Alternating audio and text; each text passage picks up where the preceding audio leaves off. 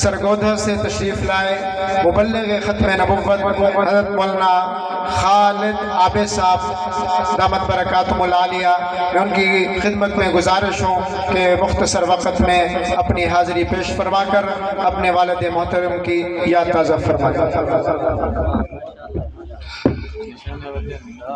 نحمده ونصلي على رسوله الكريم، اما بعد، اعوذ باللہ من الشیطان الرجیم، بسم اللہ الرحمن الرحیم۔ ما كان محمد ابا احد من رجالكم ولكن رسول الله وخاتم النبيين وكان الله بكل شيء عليما، صدق اللہ العظیم۔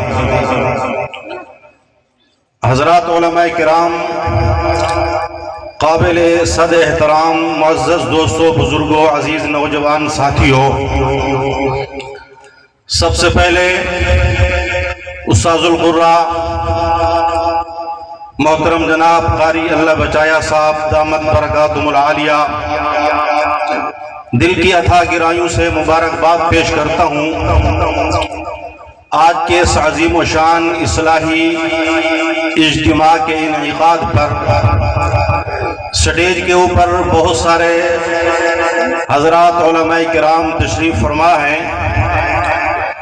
میرے والد گرامی یادگار اسلاف حضرت مولانا یار محمد عابد صاحب نور اللہ مرقدہ کا حضرت قاری صاحب کے ساتھ بڑا عظیم رشتہ تھا، اور والد صاحب رحمت اللہ علیہ کی اس ادارے کے ساتھ وہ لگن تھی اور وہ پیار تھا۔ میں سمجھتا ہوں کہ آج یہ ادارہ ہمارے ڈویژن بہاولپور کے اندر ایک نمایاں تعلیمی ادارہ ہے، جہاں اس ادارے کے اندر حضرت قاری صاحب دامت برکاتہم کی محنت ہے۔ یقیناً انہی کے ساتھ اس ادارے کی کامیابی کی طرف اس کو گامزن کرنا اور اس کی خدمت کرنا، وہاں میرے والد صاحب رحمت اللہ علیہ کا بہت بڑا کردار ہے۔ الحمدللہ حضرت والد صاحب رحمت اللہ علیہ کی دعاؤں سے، والدین کی اور اساتذہ کی دعاؤں سے عرصہ 14 سال سے ڈویژن سرگودھا کے اندر امام الانبیاء خاتم الانبیاء جناب محمد الرسول اللہ صلی اللہ علیہ وسلم کی ختم نبوت کا ایک ادنا سا چوکیدار ہوں۔ دعا ہے کہ اللہ تعالی آخری سانس تک یہ چوکیداری مجھ سے لیتا رہے۔ عالمی مجلس تحفظ ختم نبوت ہمارے اکابرین کی وہ بین الاقوامی جماعت ہے جس کے امیر اول امیر شریعت سید عطا اللہ شاہ بخاری رحمت اللہ علیہ تھے۔ بس ایک واقعہ 2-3 منٹ کا عرض کر کے بعد ختم کرتا ہوں۔ سید عطا اللہ شاہ بخاری رحمت اللہ علیہ ہمارے بر صغیر کے وہ عالم دین تھے جن کے متعلق آپ نے سن رکھا ہے کہ ان کی آدھی زندگی جیل میں گزری اور آدھی زندگی ریل میں گزری۔ جیل کا معنی کہ ساری زندگی انہوں نے انگریز کا مقابلہ کیا، ساری زندگی انہوں نے فتنہ قادیانیت کا تعاقب اور مقابلہ کیا۔ اس جرم کی پداشت میں ان کو جیل میں ڈالا گیا اور آدھی زندگی ان کی ریل میں گزری۔ ساری زندگی اسفار تھے، صبح کہیں، دوپہر کہیں، شام کہیں، اس سفر کے اندر ان کی زندگی گزری۔ میرے دوستو علماء موجود ہیں، ہمارے بزرگوں نے ایک واقعہ لکھا ہے شاہ جی کے متعلق کہ شاہ جی رحمت اللہ علیہ بر صغیر کے وہ عظیم عالم دین تھے جن کے لاکھوں مریدین تھے، لاکھوں معتقدین تھے، پھر آل رسول تھے۔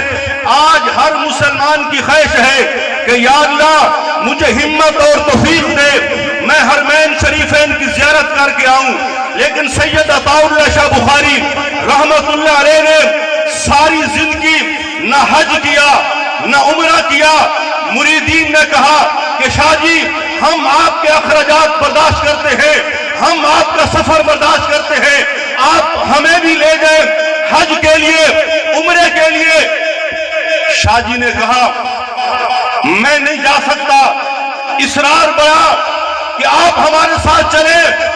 شاہ جی نے ایک جملہ کہا، اس کہنے والے کو کہا کہ اللہ کے بندے میں کون سا منہ لے کر جاؤں نانا کے روزے پہ؟ اگر مجھ سے محمد الرسول اللہ نے وہاں سوال کر لیا کہ عطا اللہ وہاں بر صغیر کے اندر، پاک و ہند کے اندر مرزا غلام قادیانی اور قادیانی میری ختم نبوت پر بھونک رہے ہیں، تم یہاں کیا لینے آ گئے ہو؟ اس ڈر کی وجہ سے شاہ جی نے ساری زندگی نہ حج کیا نہ عمرہ کیا۔ 21 اگست 1961 میں شاہ جی کا انتقال ہوا۔ اللہ والے نے خواب میں دیکھا، پوچھا کہ شاہ جی اللہ نے کیا معاملہ کیا؟ ساری زندگی آپ نے ختم نبوت کا دفاع کیا، ساری زندگی آپ نے ختم نبوت کا کام کیا، اللہ نے آپ کو کیا مقام دیا، کیا اعزازات سے نوازا؟ شاہ جی فرمانے لگے کہ ساری زندگی میں نے یوں دامن پھیلا کر گلی گلی، کوچہ کوچہ، محلہ محلہ، نگر نگر، بازار بازار ختم نبوت کا پہرا دیا، اور اس مصروفیت کی وجہ سے میں حج عمرہ نہ کر سکا۔ آج اللہ نے اس کام کی برکت سے مجھے حج بھی کرایا، عمرہ بھی کرایا، اور ابھی بیت اللہ کا طواف کر کے فارغ ہوا ہوں۔ اکیلے طواف نہیں کیا، انبیاء کی جماعت کے ساتھ کیا ہے۔ ابھی آپ نے بیان سنا مغرب کے بعد شیخ الحدیث حضرت مولانا مفتی حبیب الرحمان درخواستی دامت برکاتہم العالیہ کا، ان کے نانا جان شیخ الحدیث شیخ القرآن حضرت مولانا عبداللہ درخواستی رحمت اللہ علیہ، جو بیک وقت لاکھوں حدیثوں کے حافظ سے حج کرنے گئے، عمر کا آخری حصہ تھا، نیت کی اب یہاں رہیں گے، واپس پاکستان نہیں جائیں گے۔ رات کو سوئے، خواب کے اندر امام الانبیاء کی زیارت ہوئی، آپ نے فرمایا کہ عبداللہ واپس پاکستان چلے جاؤ اور وہاں جا کر میرے بیٹے سید عطا اللہ شاہ بخاری کو میرے سلام پیش کرنا۔ واپس کراچی ہے اور خانپور نہیں اترے، ٹرین سے سیدھا ملتان آئے، شاہ جی کو آ کے سلام دیا۔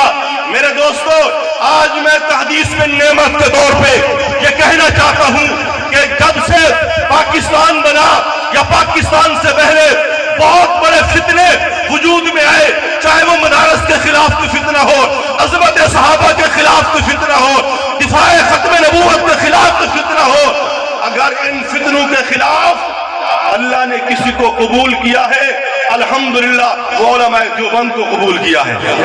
اور آج میں کہنا چاہتا ہوں بڑے ذمہ دار سٹیج سے، ہم نے 7 ستمبر 2024 کو مینار پاکستان گولڈن جوبلی منائی، 50 سالہ گولڈن جوبلی، اور میں نے وہاں کہا تھا کہ اس وقت کی حکومت کو، اور آج بھی کہنا چاہتا ہوں، حکومت کسی کے ہو، وزیر اعظم کوئی ہو، پاکستان کا جرنیل کوئی ہو، لیکن انشاءاللہ العزیز پاکستان کی دھرتی کے اوپر عظمت صحابہ کا کام بھی کیا جائے گا، ختم نبوت کا کام بھی کیا جائے گا، مدارس کے تحفظ کا کام بھی کیا جائے گا۔ کیا آپ اس کے لیے تیار ہو؟ سارے تیار ہو؟ آخر میں یہی کہوں گا، ارے نام محمد سے خوشبوئے وفا آتی ہے، ارے آج بھی ان کے روزے سے امتی کی صدا آتی ہے۔ وآخر دعوانا الحمدللہ رب العالمین۔